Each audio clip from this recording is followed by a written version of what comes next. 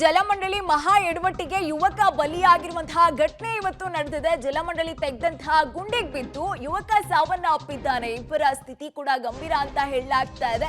ಇನ್ನು ಕೆಂಗೇರಿ ಬಳಿಯ ಕೊಮ್ಮಘಟ್ಟ ಸರ್ಕಲ್ ನಲ್ಲಿ ಘಟನೆ ನಡೆದಿರುವಂತದ್ದು. ಒಂದೇ ಬೈಕ್ ನಲ್ಲಿ ಬರ್ತಾ ಇದ್ದಂತಹ ಮೂವರು ಯುವಕರು ಈ ಗುಂಡಿಗೆ ಬಲಿಯಾಗಿರುವಂತದ್ದು. ಪೈಪ್ ಲೈನ್ಗಾಗಿ ತೋಡಿದಂತಹ ಗುಂಡಿಗೆ ಬೈಕ್ ಸಮೇತ ಪಲ್ಟಿಯಾಗಿದ್ದಾರೆ ಅನ್ನೋ ಮಾಹಿತಿ ಸಿಗ್ತಾ ಇದೆ. ಇನ್ನು ಗಂಭೀರವಾಗಿ ಗಾಯಗೊಂಡಿದ್ದಂತಹ ಈ ಯುವಕರನ್ನ ಈಗ ಆಸ್ಪತ್ರೆಗೆ ಕೂಡ ದಾಖಲು ಮಾಡಲಾಗಿದೆ. ಗಮನಿಸ್ತಾ ಇದ್ದೀರಾ ನೀವು, ಎಲ್ಲಾದ್ರೂ ಈ ಗುಂಡಿ ತೋಡಿದ್ದಾರೆ, ಜಲಮಂಡಳಿ ಅವರಾಗ್ಲಿ ಬೇರೆಯವರಾಗ್ಲಿ ಗುಂಡಿ ತೋಡಿದ್ದಾರೆ ಅಂದ್ರೆ ಅಲ್ಲಿ ಅಟ್ಲೀಸ್ಟ್ ಬ್ಯಾರಿಕೇಡ್ ಹಾಕೋ ಕೆಲಸವನ್ನ ಕೂಡ ಅವರು ಮಾಡಬೇಕಾಗುತ್ತೆ. ಅಲ್ಲಿ ಯಾರು ಓಡಾಡಬಾರ್ದು, ಏನಾದ್ರೂ ನಿಷೇಧ ಅಂತನಾದ್ರೂ ಒಂದು ಬೋರ್ಡ್ ಏನಾದ್ರೂ ಹಾಕಬೇಕಾಗುತ್ತೆ. ಇದು ಯಾವ ಕೆಲಸವನ್ನು ಕೂಡ ಜಲಮಂಡಳಿ ಅಧಿಕಾರಿಗಳು ಮಾಡಿಲ್ಲ. ಈಗ ಇವರ ನಿರ್ಲಕ್ಷ್ಯಕ್ಕೆ ಯುವಕರ ಬಲಿ ಆಗಿರುವಂತದ್ದು. ಗಂಭೀರವಾಗಿ ಗಾಯಗೊಂಡಿದ್ದಾರೆ ಅನ್ನೋ ಮಾಹಿತಿ ಕೂಡ ಸದ್ಯಕ್ಕೆ ಸಿಗ್ತಾ ಇದೆ. ಈಗ ಅವರನ್ನ ಆಸ್ಪತ್ರೆಗೆ ಸೇರಿಸೋ ಕೆಲಸವನ್ನ ಕೂಡ ಅಲ್ಲಿಯ ಜನ ಕೂಡ ಮಾಡಿದ್ದಾರೆ. ಈ ಬಗ್ಗೆ ಮತ್ತಷ್ಟು ಡೀಟೇಲ್ಸ್ ಕೊಡ್ತಾ ಹೋಗ್ತಾರೆ ನಮ್ಮ ಪ್ರತಿನಿಧಿ ನರಸಿಂಹಮೂರ್ತಿ. ಹೇಗಾಯ್ತು ಈ ಘಟನೆ? ಒಂದ್ ರೀತಿಯಾಗಿ ಇದೆಲ್ಲವನ್ನ ನೋಡ್ತಾ ಇದ್ರೆ ಮಂಡಳಿಯ ನಿರ್ಲಕ್ಷ್ಯವೇ ಇದ್ದು ಕಾಣಿಸ್ತಾ ಇದೆ ಅಂತ ಡೀಟೇಲ್ಸ್ ಕೊಡುವುದಾದ್ರೆ.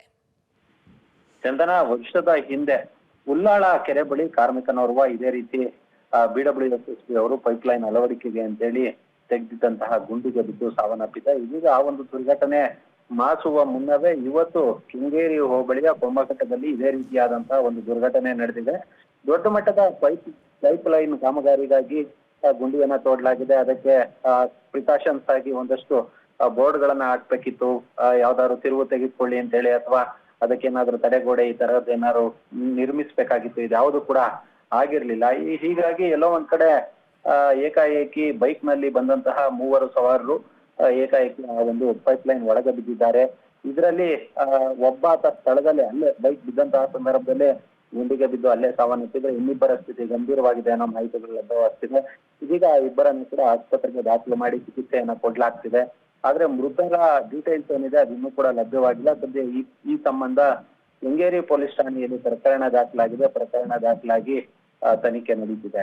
ನರಸಿಂಹಮೂರ್ತಿ, ಯಾವ ಟೈಮ್ ನಲ್ಲಿ ಆಯ್ತು, ಜೊತೆಗೆ ಯಾರು ಅವರನ್ನ ಆಸ್ಪತ್ರೆಗೆ ದಾಖಲು ಮಾಡಿದ್ರು, ಈ ಬಗ್ಗೆ ಡೀಟೇಲ್ಸ್ ಇದೆಯಾ? ಇದು ಇವತ್ತು ಮಧ್ಯಾಹ್ನ ಘಟನೆ ನಡೆದಿದೆ ಅನ್ನೋ ಮಾಹಿತಿಗಳು ಲಭ್ಯವಾಗ್ತಿದೆ. ಚಂದನ, ಈ ಒಂದು ಘಟನೆ ನಡೆದಂತಹ ಸಂದರ್ಭದಲ್ಲಿ ಸಾಮಾನ್ಯವಾಗಿ ಸುಮಾರು 10 ರಿಂದ 15 ಅಡಿಯಷ್ಟು ಆಳವಾಗಿ ಆ ಒಂದು ಗುಂಡಿಯನ್ನ ದೊಡ್ಡ ಮಟ್ಟದಲ್ಲಿ ತೋಡಲಾಗಿತ್ತು. ಹೀಗಾಗಿ ಒಳಕ್ಕೆ ಬಿದ್ದಂತಹ ಸಂದರ್ಭದಲ್ಲಿ ಮೇಲೇರು ಬರೋದಕ್ಕೂ ಕೂಡ ಸಾಧ್ಯವಾಗಿಲ್ಲ. ಇದನ್ನ ಗಮನಿಸಿದಂತಹ ಅಲ್ಲಿನ ಸ್ಥಳೀಯರು ಅವ್ರನ್ನ ಇನ್ನಿಬ್ಬರನ್ನ ರಕ್ಷಣೆ ಮಾಡಿ ಆಸ್ಪತ್ರೆಗೆ ದಾಖಲು ಮಾಡೋ ಕೆಲಸವನ್ನ ಮಾಡಿದ್ದಾರೆ. ಆದ್ರೆ ಒಬ್ಬಾತ ಸ್ಥಳದಲ್ಲಿ ಸಾವನ್ನಪ್ಪಿದ್ದಾನೆ. ಓಕೆ, ಧನ್ಯವಾದ ನರಸಿಂಹಮೂರ್ತಿ ತಮ್ಮ ಡೀಟೇಲ್ಸ್ಗಾಗಿ.